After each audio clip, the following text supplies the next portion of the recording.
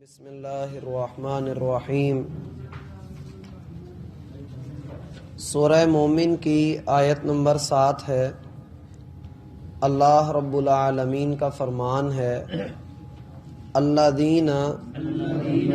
وہ فرشتے جو یحملون العرش عرش کو اٹھائے ہوئے ہیں، ومن حولہ اور وہ جو اس کے ارد گرد ہیں، یسبحون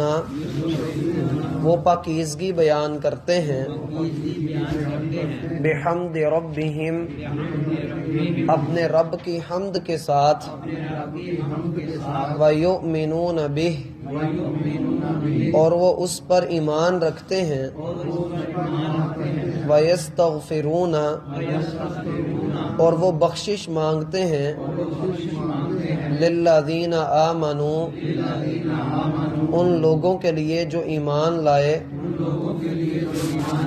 ربنا کہ اے ہمارے رب، وسعت تو نے گھیر لیا ہے، کل شیء ہر چیز کو، رحمتاً اپنی رحمت سے، وعلماً اور علم سے، فاغفر لہذا آپ بخش دیں، للذین ان لوگوں کو جنہوں نے تابو توبہ کی، واتبعوا سبیلک اور آپ کے راستے کی پیروی کی، وقہم اور ان کو بچا لیں، عذاب الجحیم جہنم کے عذاب سے۔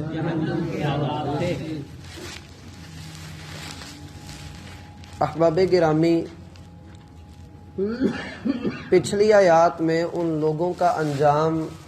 ذکر کیا گیا ہے جو اپنی کج بحثی کی وجہ سے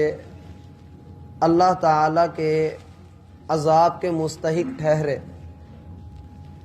وہ لوگ جنہوں نے اللہ تعالی کی آیات کا انکار کیا، اقوام عالم ہوں، انسان کی پوری تاریخ اس بات کی گواہ ہے کہ جب انسان نے اللہ کی دی ہوئی مہلت کو اپنے گناہوں کے حق میں استعمال کر لیا، وہ تباہ ہی ہوا۔ اب ان کے علاوہ جو لوگ اللہ تعالیٰ پر ایمان لاتے ہیں، کج بحثی سے احتراز کرتے ہیں، بچتے ہیں، اور جو باتیں اللہ تعالیٰ نے احکامات کے طور پر نازل فرمائی ہیں وہ ان پر نہ صرف یہ کہ ایمان لاتے ہیں بلکہ ان کی پیروی بھی کرتے ہیں، اللہ تعالیٰ کے ہاں ان کا کیا مقام ہے، اب ان آیات کے اندر وہ مقام واضح کیا جا رہا ہے۔ اللہ تعالیٰ فرماتے ہیں، الذین یحملون العرش ومن حولہ وہ فرشتے جو عرش کو اٹھائے ہوئے ہیں اور وہ فرشتے جو عرش کے ارد گرد ہیں۔ وہ فرشتے جو عرش کو اٹھانے والے ہیں، 29ویں پارے میں اللہ تعالیٰ نے خبر دی کہ وہ تعداد میں 8 فرشتے ہیں۔ وہ تعداد میں 8 فرشتے ہیں جو اللہ تعالیٰ کے عرش کو اٹھائے ہوئے ہیں۔ اور سنن ابو داود کے اندر نبی علیہ الصلاۃ والسلام کا فرمان ہے کہ وہ اتنے بڑے فرشتے ہیں کہ اس کے کان سے لے کر اس کے کندھے تک کا فاصلہ 100 سال تک کا ہے۔ اب یہ اللہ بہتر جانتا ہے کہ یہ 100 سال ہمارے 100 سالوں کے برابر ہیں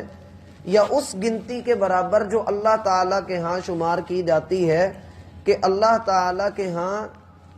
زمین کے اگر 50,000 سال گزرے تو اللہ کے ہاں ایک دن بنتا ہے۔ تو یہ اللہ ہی بہتر جانتا ہے کہ وہ فرشتے اپنی حیت کے اعتبار سے کتنے بڑے ہیں، اور انہوں نے اللہ تعالیٰ کے عرش کو اٹھایا ہوا ہے، اور عرش اللہ تعالیٰ کی تمام مخلوقات میں سب سے بڑی مخلوق ہے۔ ایک روایت میں سنن ابو داود کے اندر ہی ہے، نبی علیہ الصلاۃ والسلام نے فرمایا کہ زمین سے لے کر آسمان تک کا فاصلہ یا 71 سال ہے یا 72 سال ہے یا 73 سال ہے، اور پھر اس کے اوپر بھی ایک آسمان ہے، اس کا بھی اتنا ہی فاصلہ ہے، پھر اس کے اوپر بھی آسمان ہے، حتیٰ کہ 7 آسمان نبی علیہ الصلوۃ والسلام نے ذکر فرمایا، اور پھر ان 7 آسمانوں کے اوپر ایک سمندر ہے، اور اس سمندر کے اوپر ایک عرش ہے، اور اس عرش کے اوپر اللہ تعالی مستوی ہے۔ اور یہ کس طرح ہے؟ اسی طرح ہے جیسا اللہ کی شان کے لائق ہے۔ ہم اس کی کیفیت کو سمجھ نہیں سکتے، یہ ہماری عقل سے ماورا باتیں ہیں، ہم ان پر ویسے ہی ایمان لائیں گے جیسے یہ قرآن و حدیث کے اندر بیان کر دی گئی ہے۔ فرمایا الذین یحملون العرش ومن حولہ، وہ فرشتے جو عرش کو اٹھانے والے ہیں اور وہ فرشتے جو اس کے ارد گرد ہیں، یعنی 2 طرح کے فرشتے، ایک وہ جو عرش کو اٹھائے ہوئے ہیں اور ایک وہ ہیں جو عرش کے ارد گرد کھڑے ہیں۔ اب ان کی کیفیت حالت یہ ہے کہ یسبحون بحمد ربہم، جنہوں نے عرش کو اٹھایا ہوا ہے، اور جو عرش کے ارد گرد مقرب فرشتے ہیں، اللہ تعالی کے انتہائی قریبی باعزت اکرام والے فرشتے، وہ کیا کر رہے ہیں؟ یسبحون بحمد ربہم، وہ اپنے رب کی تسبیح، اس کی پاکیزگی کی جو بات کر رہے ہیں، وہ اپنے رب کی تعریف اور حمد بیان کر رہے ہیں، یعنی سبحان اللہ بھی کہتے ہیں اور الحمدللہ بھی کہتے ہیں، یا سبحان اللہ و بحمدہ، اس طرح کی باتوں میں سے وہ کوئی بات کہتے ہیں۔ پھر وہ کہتے ہیں وَيُؤْمِنُونَ بِهِ، اور وہ اس پر ایمان بھی لاتے ہیں۔ کس پر؟ اللہ پر۔ وہ فرشتے اللہ پر ایمان بھی لاتے ہیں۔ یہاں پر ایک سوال آتا ہے کہ یہ بات تو سبھی کو معلوم ہے کہ اللہ کے فرشتے اللہ پر ایمان رکھتے ہیں، اور اللہ تعالیٰ قرآن کریم میں یہ بات بھی فرماتے ہیں کہ فرشتے اللہ کی نافرمانی نہیں کرتے، اللہ ان کو جس بات کا حکم دیتا ہے وہ کرتے ہیں۔ تو فرشتوں کے ایمان کا یہاں پر کیوں ذکر کیا گیا؟ اس کا جواب امام زمخشری رحمہ اللہ نے یہ دیا کہ یہاں پر ایمان والوں کی فضیلت کا بیان مقصود ہے۔ اللہ تعالیٰ یہاں پر ایمان والوں کی، مسلمانوں کی فضیلت بیان کر رہے ہیں، اور فرما رہے ہیں کہ جیسے ایمان والے دنیا میں ہیں ایسے ہی فرشتے بھی اللہ تعالیٰ پر ایمان رکھتے ہیں۔ اور جب فرشتوں کا ایمان، جو کامل ایمان والے، جنہوں نے گناہ نہیں کیے، وہ گناہوں سے پاک ہیں اور اللہ تعالیٰ کی مخلوق ہے اور ہر وقت اللہ تعالیٰ کی عبادت میں مصروف رہتے ہیں، وہ ایمان والے ہیں، تو ان کے ساتھ ساتھ زمین پر جو لوگ اللہ تعالیٰ کی وحدانیت پر ایمان لاتے ہیں، دراصل ان کی فضیلت بیان کرنی ہے۔ اور دوسرا جواب یہ دیا گیا ہے کہ جس طرح سے بندے اللہ کو دیکھے بغیر اللہ پر ایمان رکھتے ہیں، ایسے ہی یہ فرشتے ان بندوں کو اللہ تعالیٰ نے نہیں دکھائے، لیکن یہ فرشتے اپنے رب کے ان بندوں کے لیے مغفرت کی دعائیں کرتے ہیں، جیسا کہ آگے آ رہا ہے۔ فرمایا وَيُؤْمِنُونَ بِهِ، وہ اس پر ایمان لاتے ہیں، وَيَسْتَغْفِرُونَ لِلَّذِينَ آمَنُوا، اور وہ ایمان والوں کے لیے بخشش کی دعائیں کرتے رہتے ہیں۔ یہ بہت بڑی فضیلت ہے کہ ہم نے اللہ کو نہیں دیکھا اور ہم اللہ پر ایمان لے آئے، اور وہ فرشتے جنہوں نے ہمیں نہیں دیکھا، اللہ تعالیٰ نے انہیں مقرر کر دیا ہے کہ وہ ایمان والوں کے لیے دعائیں کریں، اور یہ وہ دعائیں ہیں جو اللہ تعالیٰ کے ہاں مقبول ہیں۔ ان دعاؤں کو رد نہیں کیا جاتا، کیونکہ اللہ تعالیٰ جب کسی کو مقرر کر دیتا ہے کہ تم اس کے لیے دعا کرو، تو مقصد یہ ہوتا ہے کہ اللہ اس دعا کو 100% قبول کرنے ہی والا ہے۔ اور اس کی دلیل ہے سورہ توبہ میں اللہ تعالیٰ نے فرمایا وَصَلِّ عَلَيْهِمْ، اے محمد صلی اللہ علیہ وآلہ وسلم اپنے صحابہ کے لیے دعا کیا کیجئے، اِنَّ صَلَاتَكَ سَكَنٌ لَهُمْ، آپ کی ہوئی دعا ان کے دلوں کو سکون دیتی ہے۔ تو فرشتوں کی دعائیں، جیسا کہ صحیح حدیث میں آتا ہے، نبی علیہ الصلوۃ والسلام فرماتے ہیں جب کوئی بندہ اپنے کسی بھائی کی غیر موجودگی میں اس کے لیے دعا کرتا ہے تو اللہ تعالیٰ ایک فرشتے کو اس کے سر کے قریب کھڑا کر دیتے ہیں، فرشتہ اس کی ہر دعا پر آمین کہتا ہے، اور یہ بھی کہتا ہے وَلَكَ بِمِثْلِهِ، جو بات جو دعا تو اپنے بھائی کے حق میں کر رہا ہے، اللہ تجھے بھی وہی چیز عطا کر دے، اللہ تجھے بھی وہ چیز عطا کر دے۔ وَيَسْتَغْفِرُونَ لِلَّذِينَ آمَنُوا، فرشتے جو اللہ تعالیٰ کے عرش کو اٹھائے ہوئے ہیں اور جو اللہ کی پاکیزگی کے لیے پیدا کیے گئے ہیں، جو اللہ کی عبادت کے لیے اللہ نے پیدا کیے ہیں، وہ فرشتے وہ ایمان والوں کے لیے استغفار کرتے ہیں۔ یہاں پر ایک بات اور سمجھ لیجئے کہ یہاں پر دعا کا طریقہ سکھایا گیا ہے۔ دعا کا طریقہ یہ ہے کہ بندہ پہلے اللہ کی تعریف و توصیف بیان کرے، پھر دوسرا عمل درود پڑھے، اور تیسرا عمل اپنے گناہوں کی بخشش اللہ سے مانگے۔ وَيَسْتَغْفِرُونَ لِلَّذِينَ آمَنُوا، وہ اللہ رب العالمین سے ایمان والوں کے لیے بخشش مانگتے ہیں، اور کیا بخشش مانگتے ہیں؟ وہ کہتے ہیں ربنا وسعت کل شیء رحمتا وعلما، اے اللہ، اے ہمارے رب، تو نے ہر شے کو، ہر چیز کو اپنی رحمت اور اپنے علم سے گھیرا ہوا ہے، یعنی تو اسے جانتا بھی ہے، اور جاننے کے ساتھ ساتھ تو اس کی ضروریات کو بھی پورا کرتا ہے، تو اپنی رحمت بھی اس کو دیتا ہے۔ کائنات میں جب تک کوئی باقی ہے، جب تک کسی چیز کو اللہ تعالیٰ نے باقی رکھا ہے، وہ اللہ کی رحمت سے ہی باقی ہے، خواہ وہ گنہگار ہے، خواہ وہ نیکوکار ہے۔ اور اللہ تعالیٰ سب جانتا ہے کہ کون میرا فرما بردار ہے اور کون باغی ہے۔ اللہ کو یہ اس بات کا پوری طرح سے علم ہے، اور اس نے یہ علم کسی سے لیا نہیں ہے، اسے پہلے سے علم ہے۔ اسے پتہ ہے کہ کون کیا کرنے والا ہے، کون کب کس وقت کیا کیوں کیسے کرے گا، یہ سب جانتا ہے۔ لیکن پھر بھی اس کی رحمت یہ ہے، اس کی صفت رحمت کا تقاضا یہ ہے کہ وہ اپنے بندوں کے گناہوں سے درگزر کرے،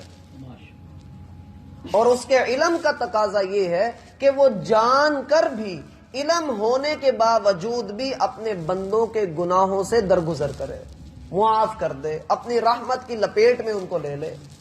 اور وہ ایسا کرتا ہے۔ کوئی ایک بار اس کے سامنے ندامت کے آنسو بہا لے، وہ اس آنسو کی بڑی قدر کرتا ہے۔ 3 آنکھیں اللہ نے آگ پر حرام قرار دی ہیں، ان میں سے ایک آنکھ وہ ہے وَعَيْنٌ بَكَتْ مِنْ خَشْيَةِ اللَّهِ، ایسی آنکھ جو اللہ کے ڈر کی وجہ سے بہہ پڑے، رو پڑے۔ ربنا وسعت کل شیء رحمتا وعلما،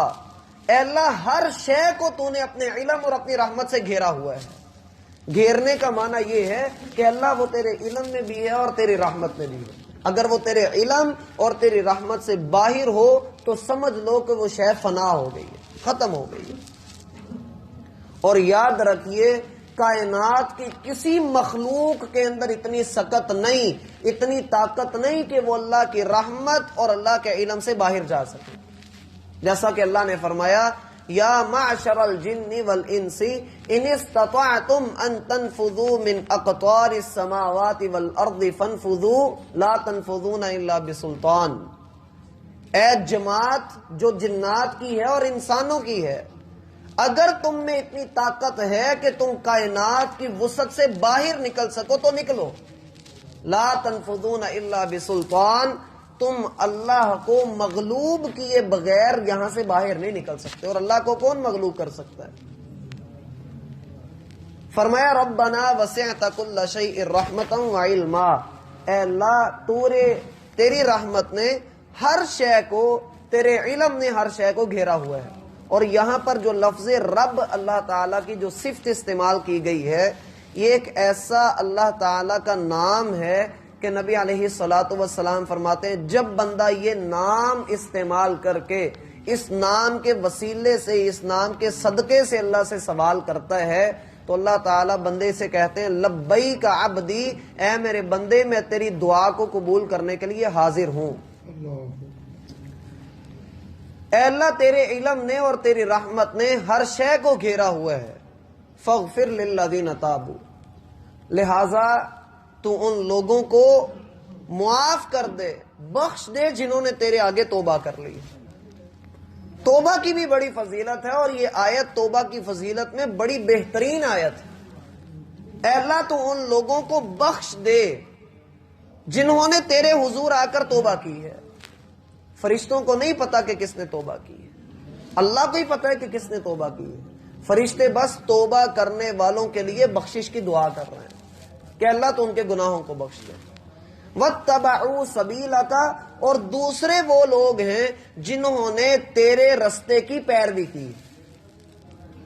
اور تیسرے وہ لوگ ہیں جنہوں نے توبہ بھی کی اور تیرے رستے کی پیروی بھی کی ہے. اور ہر وہ بندہ میرا بھائی جو نماز ادا کرتا ہے، عبادات کرتا ہے، وہ اللہ کی پاکیزگی بھی بیان کرتا ہے، وہ اللہ کی تعریف بھی بیان کرتا ہے، وہ اپنے گناہوں کی معافی بھی مانگتا ہے، اور وہ اللہ تعالی کے بھیجے ہوئے احکامات کی پیروی بھی کرتا ہے. جب یہ ساری صفات اس بندے میں آ جاتی ہیں، اس نے اللہ کی تسبیح بھی کی، تحمید بھی بیان کی، توبہ بھی کر لی، عبادت بھی کر لی، تو پھر اس کا حق بنتا ہے کہ بھڑکتی ہوئی آگ سے، جہنم سے اسے بچا لیا جائے. اور فرشتے آخری اپنی دعا کا یہ ٹکڑا یہ کہتے ہیں وَقِهِمْ عَذَابَ الْجَحِيمِ، اے اللہ ان کو بھڑکتی ہوئی آگ سے، اس کے عذاب سے ان کو محفوظ فرما، ان کو بچا لے. ہم دعا کرتے ہیں کہ اللہ تعالی ہمیں ایسے لوگوں میں شامل کرے جن کے لیے فرشتے دعائیں کرتے ہیں. اللہ تعالی ہم پر اپنی رحمتیں فرمائے اور ہمیں